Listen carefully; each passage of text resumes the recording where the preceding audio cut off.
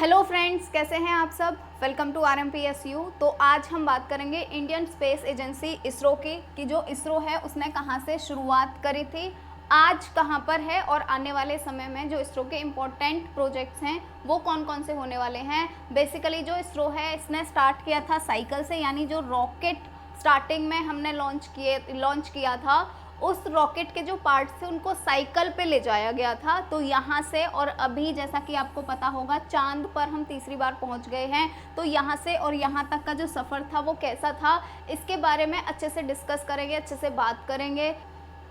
तो बात है 28 सितंबर 2014 की, जो अमेरिका का बहुत फेमस एक न्यूज़पेपर है, वहाँ पर एक कार्टून पब्लिश होता है। और इस कार्टून में क्या दिखाया गया था, तो यहाँ पर सर पर पगड़ी बांधे हुए और धोती पहने हुए गाय को साथ में लेकर के एक इंडियन दिखाया जाता है जो कि एंटर करने की कोशिश कर रहा होता है एलीट स्पेस क्लब के अंदर। ये बेसिकली इंडिया का मजाक उड़ाया गया था। और ये मजाक पता है कब उड़ाया गया था, ये मजाक उड़ाया गया था जब जो हमारा मंगलयान फर्स्ट मिशन था या मंगलयान मिशन था, जिसको हम मॉम मिशन भी बोलते हैं, मार्स ऑर्बिटर मिशन भी बोलते हैं, वो जब मिशन सक्सेसफुल हो गया था, यानी जो हमारा ऑर्बिटर है वो चंद्रमा की कक्षा में प्रवेश कर चुका था, उसके 4 दिन बाद 4 सितंबर 2014 की ये बात है जब हमारा जो मंगलयान है वो सक्सेसफुल हो गया था। और उसके 4 दिन बाद ये कार्टून पब्लिश होता है, क्योंकि इन लोगों को तो लगता ही नहीं है इंडियन कुछ कर सकते हैं, ठीक है। और आज पूरी दुनिया देख रही है कि हम क्या कर सकते हैं। तो चलिए अब शुरुआत करते हैं इसरो की कि इसरो जो है इसने कहाँ से शुरुआत करी थी और अभी जो इसरो है वो कहाँ पर है। तो जैसे कि आप देख रहे होंगे यहाँ पर ये जो एक चर्च है, ये चर्च हमारा पहला लॉन्चिंग स्टेशन था, ये पहला लेबोरेटरी भी था। यहाँ पर जो स्टार्टिंग हमारे रॉकेट थे या उनके डिज़ाइंस थे वो यहीं पर ही बने थे। अभी वैसे ये जो चर्च है अभी इस टाइम पे ये एक म्यूज़ियम है, पर हमारा बहुत काम, या हम बोले हमारा स्टार्टिंग जो है वो इसी चर्च से हुआ था। और यहाँ पर आप देख रहे हैं ये सतीश धवन स्पेस सेंटर है। तो यहाँ से अभी हम यहाँ तक आ गए हैं। अभी 2005 में एक सेकंड लॉन्चिंग स्टेशन भी बन चुका है, ये लॉन्चिंग स्टेशन है। और अभी यहाँ पर एक सेकंड लॉन्चिंग स्टेशन 2005 में और दूसरा भी बन गया। तो अभी हमारे पास बेसिकली 2 लॉन्चिंग पैड हैं। अब यहाँ पर आप देख रहे होंगे जैसे जब स्टार्टिंग में हमारा जो रॉकेट था उसके पार्ट आप यहाँ पर देख रहे होंगे कि ये साइकिल पर ले जाते हुए 2 लोग दिखाई दे रहे हैं आपको। और अभी अगर हम हमारे आप रॉकेट्स को देखेंगे तो देखिए अभी हमारे रॉकेट्स ये हैं। जो फर्स्ट रॉकेट था हमारा वो ये था रोहिणी 75। और अभी जो हमारे रॉकेट्स आप देख रहे होंगे वो ये हैं, जैसे SLV-3, इसके बाद में बना था ASLV, इसके बाद में बना था PSLV और फिर GSLV। और अभी जो एक बहुत ही अच्छा बन रहा है वो है SSLV, ठीक है। तो ये हमारे बेसिकली सैटेलाइट लॉन्चिंग व्हीकल हैं। तो चलिए यहाँ से शुरू करते हैं इसरो का सफ़र। जो दुनिया की पहली सैटेलाइट थी उसका नाम था स्पुतनिक। और ये जो स्पुतनिक है ये अक्टूबर 4, 1957 यानी कि 4 अक्टूबर 1957 को पहली सैटेलाइट लॉन्च करी गई थी। और इसको जो लॉन्च करने वाला देश था वो था सोवियत यूनियन या फिर USSR। तो यहाँ पर जब सोवियत यूनियन स्पुतनिक को लॉन्च कर देता है, इसके बाद में पूरी दुनिया में खलबली मच जाती है। और इसी बीच जो इंडियंस हैं उनको भी पता चला कि स्पुतनिक जो है वो USSR ने लॉन्च कर दिया है। और जो इंडिया के अंदर 3 लोग थे, ये बहुत ज़्यादा इनका योगदान है जो इसरो है उसके फॉर्मेशन में, या आज अभी के टाइम पे जो भी इसरो है वो जहाँ पर भी पहुँची है उसमें इन 3 लोगों का बहुत बड़ा योगदान है। तो अब हम बात करेंगे इन तीनों की। इसमें से जो विक्रम साराभाई हैं, ये जो विक्रम साराभाई हैं ये एक इंडियन फिजिसिस्ट और एस्ट्रोनॉमर थे। ये जो विक्रम साराभाई थे इन्होंने जब स्पुतनिक फर्स्ट को लॉन्च किया गया था तो इन्होंने पोटेंशियल देखा बहुत ज़्यादा कि जो सैटेलाइट हैं उनमें बहुत ज़्यादा पोटेंशियल है। तो इन्होंने उसको रिकॉग्नाइज़ किया अच्छे से। इसके बाद में हम सेकंड पर्सन की बात करेंगे जो होमी जे भाभा हैं। जो होमी जे भाभा हैं बेसिकली इनको इंडियाज़ न्यूक्लियर प्रोग्राम का जनक बोलते हैं, यानी जो अपने इंडिया का न्यूक्लियर प्रोग्राम है उनका फादर इनको बोला जाता है। और ये जो डिपार्टमेंट ऑफ एटॉमिक एनर्जी है ये उसके डायरेक्टर भी थे। और अब हम बात करेंगे जवाहरलाल नेहरू की। जो जवाहरलाल नेहरू हैं ये इंडिया के फर्स्ट प्राइम मिनिस्टर हैं, उस टाइम पर ये इंडिया के प्राइम मिनिस्टर थे। तो जो जवाहरलाल नेहरू हैं उनको पता था कि साइंटिफिक एडवांसमेंट जो है वही ही इंडिया का फ्यूचर है, और इन्होंने भी देखा कि जो स्पेस रिसर्च है उसमें बहुत ज़्यादा पोटेंशियल है। तो जो जवाहरलाल नेहरू हैं उन्होंने स्पेस रिसर्च को डिपार्टमेंट ऑफ एनर्जी के ज्यूरिडिक्शन में यानी उसके अधिकार क्षेत्र में डाल दिया 1961 में। ठीक है, तो ये 1961 में जो स्पेस रिसर्च है उसको डिपार्टमेंट ऑफ एटॉमिक एनर्जी, जिसके की डायरेक्टर जो थे वो होमी भाभा थे, इसके अंदर डाल दिया गया। इसके बाद में नेक्स्ट जो हमारी शुरुआत होती है वो ये होती है कि 1961 में स्पेस रिसर्च जो है वो बन गया प्रोग्राम। अभी 1962 में एक कमिटी बनाई जाती है और इस कमिटी का नाम जो है वो रखा जाता है इनकोस्पार। तो अभी हम आते हैं इनकोस्पार पे। ये एक कमेटी बनाई जाती है इनकोस्पार। इनकोस्पार का मतलब क्या होता है? तो Indian national corporation of space research. ठीक है, और इस कमेटी का चेयरमैन बनाया जाता है विक्रम साराभाई को। अब विक्रम साराभाई और जो होमी भाभा, अभी आपने जो थोड़ी देर पहले देखे थे होमी भाभा, वो दोनों मिलके, क्योंकि कमेटी बन चुकी थी, इनकोस्पार बन चुकी थी, तो अभी इन दोनों को मिलकर एक साइट ढूंढनी थी, एक जगह ढूंढनी थी जहाँ पर कि ये अपना स्पेस का जो रिसर्च है वो कर सके और जो भी इनके रॉकेट बनाएंगे या सैटेलाइट बनाएंगे उनको लॉन्च कर सके। तो अभी इनको एक जगह की बेसिकली नीड थी या इनको जगह ढूंढनी थी। ठीक है, अभी क्या होता है, ये दोनों अपनी सर्च करने निकलते हैं। केरल की बहुत सारी जगहों पे ये लोग ढूंढते हैं जगह जगह पर भी कि कहाँ पर ठीक रहेगा, और इनकी जो सर्च है वो ख़त्म होती है थुम्बा पर जाकर। ठीक, क्योंकि थुम्बा इनको बेस्ट साइट लगती है जहाँ पर कि स्पेस से रिलेटेड काम किया जा सकता है। थुम्बा में भी यहाँ पर ये जो आपको चर्च दिख रहा है ये बहुत ही ज़्यादा इम्पॉर्टेंट है, इम्पॉर्टेंट पार्ट है हमारे इसरो का। तो ये जो चर्च है, इस चर्च को बनाया जाता है लेबोरेटरी। ये जो चर्च होता है, यहाँ पर जो स्टार्टिंग रॉकेट थे हमारे, उनके बहुत सारे ड्राइंग्स यहीं ही बने थे। अभी ये चर्च जो है वो एक म्यूज़ियम है। ठीक है, अभी ये चर्च एक म्यूज़ियम है। ये जो चर्च होता है ये बन जाता है हमारा लेबोरेटरी। ठीक, और जो थुम्बा था, थुम्बा बेसिकली एक विलेज था, तो जो थुम्बा था उसको बना दिया जाता है Thumba equatorial rocket launching station, यानी कि टर्ल्स इसको बोलते हैं या टर्ल्स बोल सकते हैं, तो टर्ल्स इसको बोलते हैं। ये बन जाता है यहाँ पर आकर टर्ल्स। ठीक, अब नेक्स्ट बात आती है जो इंडिया का पहला रॉकेट था, उसका जो इंडिया का पहला रॉकेट था वो था RH-75। ठीक है, RH-70 का नाम बेसिकली क्या है? रोहिणी 75। तो ये हमारे इंडिया का पहला रॉकेट था, और ये जो रॉकेट था ये आप यहाँ पर देख पा रहे होंगे, ये चर्च है और ये यहीं से ही लॉन्च किया गया है। क्या नाम था इसका? टर्ल्स नाम था। तो ये यहाँ टर्ल्स से ही बेसिकली लॉन्च किया जाता है।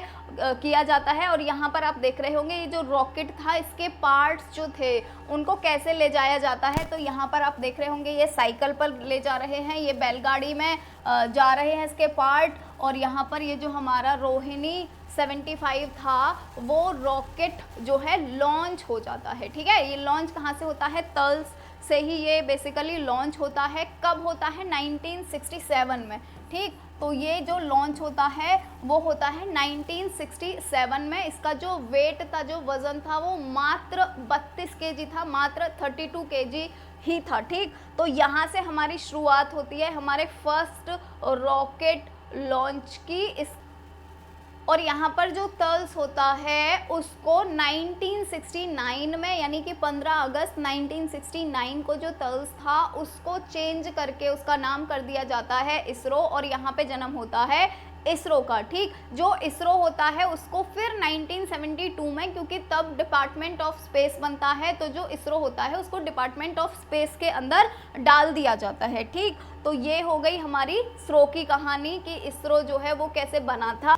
तो अभी जो इसरो था उसका काम था कि वो अपने सैटेलाइट बनाए। तो इंडिया का जो फर्स्ट सैटेलाइट होता है वो होता है आर्यभट्ट, और इसको लॉन्च किया जाता है 19 अप्रैल 1975 को, यानी 1975 को। इसको लॉन्च इंडिया नहीं करता है क्योंकि हमारे पास वो फैसिलिटीज़ नहीं थे, हमारे पास वो रॉकेट्स नहीं थे। तो इसको जो लॉन्च करता है वो होता है रशिया। रशिया का सोवियत कॉस्मोस 3M रॉकेट जो है वो इसको लॉन्च करता है। कहाँ से करता है? तो रशिया के कपूस्तिन यार एक जगह है रशिया के अंदर, वहाँ से ये जो हमारा फर्स्ट सैटेलाइट है आर्यभट्ट, इसको लॉन्च किया जाता है। और इसके बाद में क्योंकि इंडिया को पता था कि इंडिया को अभी बनाने की ज़रूरत है रॉकेट्स, ठीक है, यानी कि जो रॉकेट्स का मतलब यहाँ पे मेरा रॉकेट से कहने का मतलब है जो सैटेलाइट लॉन्चिंग व्हीकल हैं, यानी जो SLV हैं, अभी उनको बनाने की शुरुआत होती है क्योंकि इंडिया को पता था कि इंडिया को अपना SLV बनाना चाहिए। क्योंकि इंडिया को पता था कि ऐसे दूसरों से अपने सैटेलाइट लॉन्च करवा के काम नहीं चलने वाला है, हमें अपने खुद के लॉन्चिंग व्हीकल्स बनाने पड़ेंगे। तो अभी यहाँ पर बात आती है सैटेलाइट लॉन्चिंग व्हीकल्स बनाने की, ठीक है। जो इंडिया का पहला सैटेलाइट लॉन्चिंग व्हीकल था वो था SLV-3। कौन सा था? SLV-3। ये था हमारा फर्स्ट लॉन्चिंग व्हीकल, ठीक। तो जो SLV-3 है उसके अंदर कैपेसिटी थी या इसके अंदर कैपेबिलिटी थी कि ये 40 किलो के सैटेलाइट को प्लेस कर सकता है लो अर्थ ऑर्बिट में, ठीक। इसका जो सक्सेसफुल फ्लाइट थी वो 1980 में हो जाती है। अब जो SLV-3 था उसका परीक्षण हो जाता है। तो अब काम होता है कि इंडिया अपनी सैटेलाइट अपने खुद के व्हीकल से लॉन्च करे, ठीक है। तो अभी बारी आती है रोहिणी सैटेलाइट की। ये इंडिया के अंदर ही बना हुआ सैटेलाइट था और ये जो सैटेलाइट था इसको लॉन्च करा जाता है SLV-3 के द्वारा। और कहाँ से लॉन्च करा जाता है? तो इसको लॉन्च करा जाता है श्रीहरिकोटा रेंज से, जहाँ पर कि सतीश धवन स्पेस सेंटर होता है, ये आंध्र प्रदेश के अंदर है। तो यहाँ से इसको लॉन्च करा जाता है क्योंकि अभी इसरो को पता चल गया था कि अभी हमारा थुम्बा से काम नहीं चलने वाला है, यानी वहाँ से अभी हमारा जो काम है वो नहीं चलने वाला है, अभी हमें दूसरा एक लॉन्चिंग स्टेशन बनाना पड़ेगा। तो सतीश धवन स्पेस सेंटर आंध्र प्रदेश में बन जाता है और वहीं से ही लॉन्च होता है इंडिया का फर्स्ट सैटेलाइट, जो कि इंडिया के ही लॉन्चिंग व्हीकल से लॉन्च किया गया था, ठीक। अब ये जो RS-1 है, जैसे ही इसका सक्सेसफुल लॉन्च हो जाता है तो इसके बाद अभी जो हमारे इंडिया के साइंटिस्ट थे, जो इसरो के साइंटिस्ट थे, उनको ये लगा कि SLV-3 जो है वो सक्सेसफुली उसके द्वारा हमने लॉन्च कर दिया है, तो अभी हमें और भी अच्छे अच्छे लॉन्चिंग व्हीकल्स बनाने होंगे। तो इसी के बाद में ही जो लॉन्चिंग व्हीकल बना उसको ASLV बोलते हैं, यानी ऑगमेंटेड सैटेलाइट लॉन्चिंग व्हीकल। इसके बाद में जो नेक्स्ट बना वो था PSLV, यानी कि पोलर सैटेलाइट लॉन्चिंग व्हीकल, और उसके बाद फिर GSLV, यानी कि जियो सिंक्रोनस सैटेलाइट लॉन्चिंग व्हीकल। और फिर बारी आती है इनसेट और IRS की। जो इनसेट और IRS क्या हैं, बेसिकली पहले हम इनकी बात कर लेते हैं। तो जो इनसेट है ये बेसिकली सर्विस प्रोवाइड करता है टेलीकम्युनिकेशन की, या फिर टेलीविज़न की, या फिर न्यूज़ गैदरिंग की, या फिर वेदर फॉरकास्टिंग की। यानी अभी जो आप फ़ोन पे देख पाते हैं कि अभी शाम को बारिश होने वाली है या नहीं होने वाली है, या फिर टीवी चैनल्स जो हम पुराने टाइम में देखते थे वो भी इसी के थ्रू ही आते थे, या अभी के टाइम में भी जो हम न्यूज़ जितने भी चैनल्स देखते हैं, या हम कोई भी न्यूज़ चैनल देख रहे हैं या कोई भी चैनल देख रहे हैं, मतलब टीवी का जो फॉरकास्ट है वो बेसिकली इसी की वजह से ही हो रहा है। ये जो इनसेट है इसी की वजह से ही हो रहा है।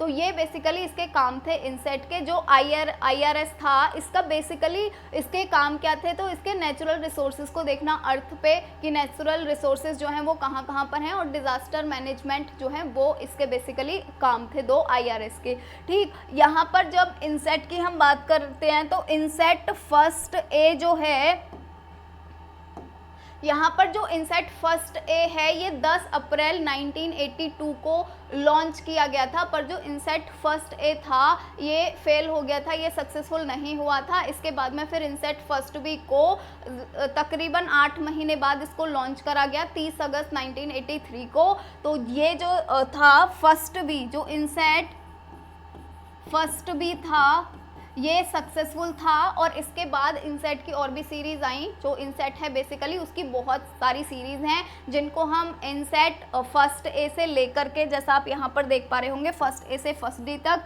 फिर इनसेट 2A से 2E तक, इनसेट 3A से 3E तक, इनसेट 4A से 4C तक, ये बहुत सारे इसके बेसिकली बहुत सारे इसके सीरीज़ आए।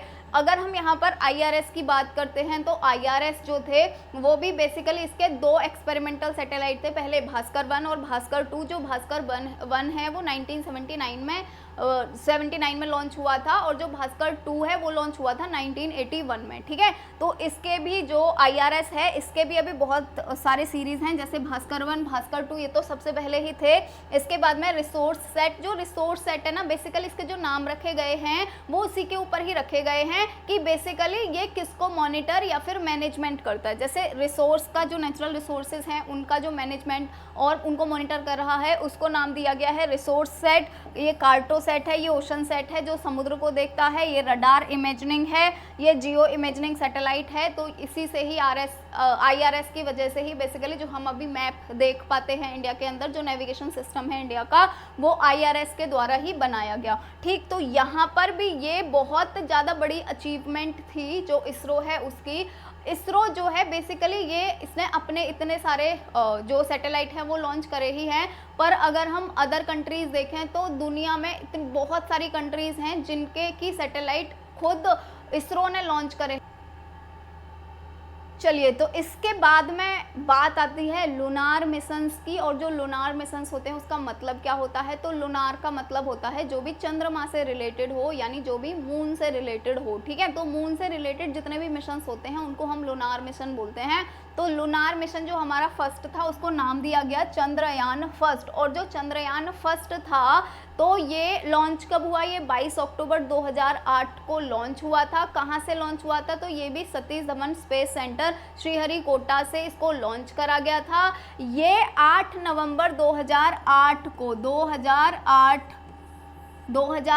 को 8 नवंबर 2008 को ये सक्सेसफुली इंसर्ट कर गया था। जो चंद्रमा का ऑर्बिट है उसमें, या जो चंद्रमा की कक्षा है उसमें ये सक्सेसफुल एंटर कर गया था।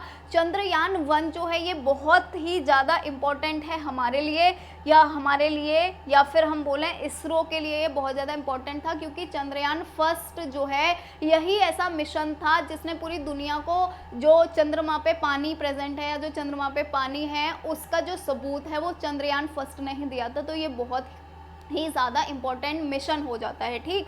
इसके बाद में अगर हम यहाँ पर नेक्स्ट देखेंगे, देखो यहाँ पर ये डेट दिया हुआ है जिस टाइम पर ये लॉन्च हुआ, और यहाँ पर रॉकेट, ये इंडिया का ही PSLV XL C11 ये रॉकेट है जिससे कि लॉन्च किया गया था इसको। और 8 नवंबर 2008 को ये सक्सेसफुल ऑर्बिट में एंटर कर गया था, इंसर्ट कर गया था चांद के ऑर्बिट में। तो नेक्स्ट बारी आती है चंद्रयान 2 की। और जो चंद्रयान 2 मिशन था ये बहुत ज़्यादा इम्पोर्टेंट था। आप लोगों को अभी भी याद होगा वो पल, सब अपने फ़ोन में या टीवी में लगे हुए थे चंद्रयान 2 का जो लॉन्च था उसको भी देखने के लिए, और जब वो लूनार ऑर्बिट में एंटर कर रहा था उसको भी देखने के लिए, ठीक है। तो ये चंद्रयान 2 जो था ये 22 जुलाई 2019 को लॉन्च हुआ था। कैसे लॉन्च हुआ था, तो ये LVM-3 यानी GSLV MK 3 जो लॉन्चिंग रॉकेट था उससे इसको लॉन्च करा गया था। ये यहाँ पर जो इसका चांद के ऑर्बिट में प्रवेश करने का जो टाइम था वो ये था 20 अगस्त 2019 को। जो चंद्रयान 2 था बेसिकली उसके 3 पार्ट थे, चंद्रयान 2 के मिशन के 3 पार्ट थे। एक ये है जिसको हम बोलते हैं ऑर्बिटर। इसके बाद में जो नेक्स्ट पार्ट है वो ये है जिसको हम बोलते हैं विक्रम लैंडर।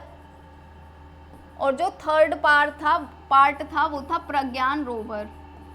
तो बेसिकली ये 3 पार्ट थे जो हमारा चंद्रयान 2 मिशन था उसके। और जो चंद्रयान 2 मिशन था वो बेसिकली कैसे बनाया गया था कि जो ऑर्बिटर है वो चांद के ऑर्बिट में जाके, जैसे ये चांद है, जैसे हमारा चंद्रयान फर्स्ट था उसमें सिर्फ और सिर्फ ये ऑर्बिटर वाला पार्ट ही था। तो इसने क्या करा, जैसे ये अगर चंद्रमा है तो चंद्रमा की जो कक्षा है यहाँ पर ये ऑर्बिट चला गया, और यहाँ से ही ये जो चंद्रमा की सतह है इसको, क्योंकि इसके अंदर कैमरा लगे हुए थे तो यहाँ से जो चंद्रमा की सतह है उसकी बहुत सारी पिक्चर क्लिक कर करके इसरो को भेज रहा था। ठीक है, तो यहाँ पर जो चंद्रयान 1 था उसमें सिर्फ और सिर्फ ये ऑर्बिटर वाला पार्ट ही था। जो चंद्रयान 2 था इसमें ये 2 पार्ट और हो गए, यानी कि विक्रम लैंडर और जो प्रज्ञान रोवर है वो। जो विक्रम लैंडर था इसका काम क्या था, तो ये यहाँ ऑर्बिटर से सेपरेट होके इसको आना था चांद की सतह के ऊपर, और चांद की सतह के ऊपर जैसे ही लैंडर आ जाता तो लैंडर के अंदर रखा हुआ था ये प्रज्ञान रोवर, ये नीचे उतरता और नीचे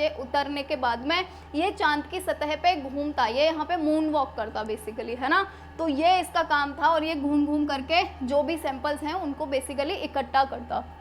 पर क्या हुआ, लास्ट के कुछ सेकंड थे जिनमें जो मिशन है वो थोड़ा सा गड़बड़ा गया और जो लैंडर है उसकी बेसिकली हार्ड लैंडिंग की वजह से ये क्रैश हो गया। तो तभी भी हम बोलते हैं कि हमारा जो चंद्रयान 2 मिशन था वो 99% सक्सेसफुल था। क्यों बोलते हैं, क्योंकि जो ऑर्बिटर था वो सही सलामत जो चंद्रमा है उसकी कक्षा में प्रवेश कर गया था और ये अभी भी वहाँ पर प्रेजेंट है, इसीलिए हम बोलते हैं कि सक्सेसफुल था। जो चंद्रयान 2 है उसको भी हम ऐसे फेल मिशन नहीं बोलते हैं, हम बोलते हैं वो भी सक्सेसफुल मिशन ही था, यानी 99% वो भी सक्सेसफुल ही था। ठीक है, इसके बाद में यहाँ पर ये जो आप पिक्चर देख पा रहे हैं नरेंद्र मोदी जी की, जो हमारे प्रधानमंत्री हैं, और के शिवन की जो उस टाइम पे इसरो के चीफ थे या चेयरमैन थे, तो इनकी आप तस्वीर देख पा रहे होंगे। इस पल को कोई भी नहीं भूल पाता है, इवन हमें अभी भी याद आ जाता है। ठीक है, तो सबकी आंखें नम हो गई थी, पूरी इंडिया की आंखें नम हो गई थी इस टाइम पे। चलिए नेक्स्ट हम बात करेंगे यहाँ पर चंद्रयान 3 की। ये चंद्रयान 3 है यहाँ पर। नेक्स्ट बात करेंगे हम चंद्रयान 3 की। तो ये तो आपने देखा ही होगा, ये तो अभी की ही बात है। ये जो लॉन्च हुआ था वो हुआ था 14 जुलाई 2023 को, और ये LVM-3 M4 जो हमारा रॉकेट लॉन्चर है उसकी हेल्प से इसको लॉन्च किया गया था। और इसके अंदर बेसिकली क्या क्या था, क्योंकि ऑर्बिटर जो था वो चंद्रयान 2 वाला अभी भी सही सलामत चंद्रमा की कक्षा में घूम रहा है आराम से। ठीक है, तो हमें यहाँ पर जो ऑर्बिटर है उसकी ज़रूरत नहीं थी, इसीलिए हमने यहाँ पर 2 चीज़ें जो हैं वो भेजी थी। वो 2 चीज़ें कौन सी हैं, तो एक लैंडर भेजा था और एक रोवर भेजा था। ठीक है, और दोनों के दोनों अभी सही सलामत हमारे जो चांद है वहाँ पर जो रोवर है वो आराम से घूम रहा है, और जो लैंडर है वो एक जगह पे खड़े होके वो भी अपना मॉनिटरिंग कर रहा है, ऑब्जर्वेशन कर रहा है। ठीक है, और ये अगस्त 23 2023 में ये मिशन सक्सेसफुल हो गया था। और ये तस्वीर आप देख रहे होंगे, ये तस्वीर जो हमारे इसरो के साइंटिस्ट हैं उनकी खुशी देख रहे होंगे कि जब भी हम कुछ सोचते हैं और वो पूरा हो जाता है तो जो चेहरे हैं वो इस तरह के दिखाई देते हैं। ठीक, तो हम नेक्स्ट बात करेंगे मंगलयान फर्स्ट मिशन की, यानी कि मॉम मिशन की। और मॉम जो है उसका फुल फॉर्म क्या है, तो मार्स ऑर्बिटर मिशन। तो ये मार्स ऑर्बिटर मिशन या जो मंगलयान फर्स्ट मिशन है ये लॉन्च कब किया गया था, तो ये लॉन्च किया गया था 5 नवंबर 2013 को PSLV XL C-25 लॉन्चर से, और सितंबर 23 2014 को ये सफल हो गया था। और बेसिकली 24 सितंबर 2014 से ये मार्स के चक्कर लगा रहा है, यानी मार्स की जो कक्षा है, जो ऑर्बिट है उसमें ये चक्कर लगा रहा है। ठीक है, ये जो हमारा मंगलयान फर्स्ट मिशन था ये पहला इंटरप्लेनेटरी मिशन था इंडिया का। इंटरप्लेनेटरी मिशन जो होते हैं वो बेसिकली क्या होते हैं, तो जब भी हम अर्थ से कोई भी मिशन किसी दूसरे ग्रह या किसी दूसरे प्लेनेट पर करते हैं उसको हम इंटरप्लेनेटरी मिशन बोलते हैं। तो ये इंडिया का पहला इंटरप्लेनेटरी मिशन था। इसरो जब ये मिशन सक्सेसफुल हुआ था तो इसरो जो है वो 4th स्पेस एजेंसी बन गई थी पूरे के पूरे वर्ल्ड में, यानी कि हम 4th नंबर पे आ गए थे। और हमसे पहले जो भी स्पेस एजेंसीज मार्स पर गई थी या मंगल पर गई थी वो कौन कौन सी थी, तो सबसे पहले गई थी Soviet space programme, 2nd number पे गई थी नासा, और 3rd नंबर पे गई थी यूरोपियन स्पेस एजेंसी। ठीक है, तो ये लोग हमसे पहले चले गए थे, हम 4th कंट्री थे जो मार्स पर हमने कदम रखा था। लेकिन अगर हम बात करते हैं एशियन नेशन की, तो एशियन नेशन में हम फर्स्ट जो कि मार्स तक पहुँच गए थे। और अगर हम बात करें कि फर्स्ट अटेम्प्ट में कौन पहुंचा था, यानी पहली बार में, यानी पहली ही बार में कौन सक्सेसफुली मार्स तक पहुंच गया था, तो वो भी इंडिया ही थी। ठीक है, और इसके बाद में एक बहुत ही बड़ा रिकॉर्ड है इंडिया का जो कि 2017 में बनाया था। तो इंडिया ने 104 सैटेलाइट एक सिंगल रॉकेट से लॉन्च करी थी 2017 में, और ये रिकॉर्ड है। तो ये भी मेरे को बताना था, इसीलिए मैंने आपको बता दिया। ठीक है, इसके बाद में हम जो नेक्स्ट बात करने वाले हैं वो हम बात करने वाले हैं कि हमारे जो आने वाले मिशन हैं वो कौन कौन से हैं। ठीक, तो देखो सबसे पहले तो हम बात करेंगे आदित्य L1 मिशन की, क्योंकि ये सितंबर 2023 में ये लॉन्च हो सकता है जो आदित्य L1 है। और जो आदित्य L1 है ये बेसिकली करेगा क्या, तो ये जैसे आपको सूर्य दिख रहा होगा, तो ये सूर्य की स्टडी करने के लिए ये जो मिशन है उसको तैयार किया गया है। इसके अलावा नेक्स्ट हम देखते हैं यहाँ पर कि ये जो गगनयान है हमारा, ये मिशन भी बहुत ज़्यादा इम्पोर्टेंट है। और जो गगनयान है वो 3 मिशन बेसिकली गगनयान के तैयार किए गए हैं। जो पहले 2 मिशन होंगे उनमें से एक मिशन तो 2023 में यानी कि अभी ही लॉन्च किया जाएगा। और ये जो गगनयान 1 है ये बेसिकली एक रोबोट फ्लाइट टेस्ट होगी, यानी कि ये जो गगनयान है इसमें ये वाला जो पार्ट है वो क्रू मॉडल है। तो यहाँ पर पहले 2 जो टेस्ट फ्लाइट होंगी, यानी पहले 2 बार इसका परीक्षण किया जाएगा। तो यहाँ पर पहले रोबोट को भेजा जाएगा और जब ये 2023 में सफल हो जाएगा उसके बाद 2025 में जो गगनयान है उसमें 3 एस्ट्रोनॉट को भी भेजा जाएगा। तो ये बहुत ज़्यादा इम्पोर्टेंट मिशन है हमारे लिए, क्योंकि ये इंडिया का पहला ह्यूमन स्पेस फ्लाइट प्रोग्राम होने वाला है। तो ये भी बहुत इम्पोर्टेंट है। इसके अलावा नेक्स्ट हम बात करते हैं एक्सपोसैट की। जो एक्सपोसैट है बेसिकली ये क्या है, तो एक्सरे पोलैरोग्राफ सैटेलाइट इसको बोलते हैं। ये भी 2023 में ही इसकी संभावना है लॉन्च होने की। इसके अलावा नेक्स्ट हम यहाँ पे आएंगे तो जो हमारा मंगलयान 2 मिशन है यानी मार्स ऑर्बिटर मिशन सेकंड जो है वो 2024 में इसको जाने की संभावना है। पहले इसरो ने बोला था कि वो इस मिशन में ऑर्बिटर के साथ साथ में लैंडर और रोवर को भी भेजेगा, लेकिन अभी वहाँ से पूरा ये कंफर्म हो चुका है कि सिर्फ और सिर्फ ऑर्बिटर ही जाएगा मंगलयान 2 में भी। और यहाँ पर हम फिर देखेंगे शुक्रयान फर्स्ट जो कि शुक्र पर यानी कि वेनस पे जाएगा और ये 2024 में इसकी जाने की संभावना है। तो ये था हमारा वीडियो। आई होप आपको पसंद आया होगा। तो अगर आपको पसंद आया है ये वीडियो तो वीडियो को लाइक ज़रूर करें, चैनल को सब्सक्राइब कर लें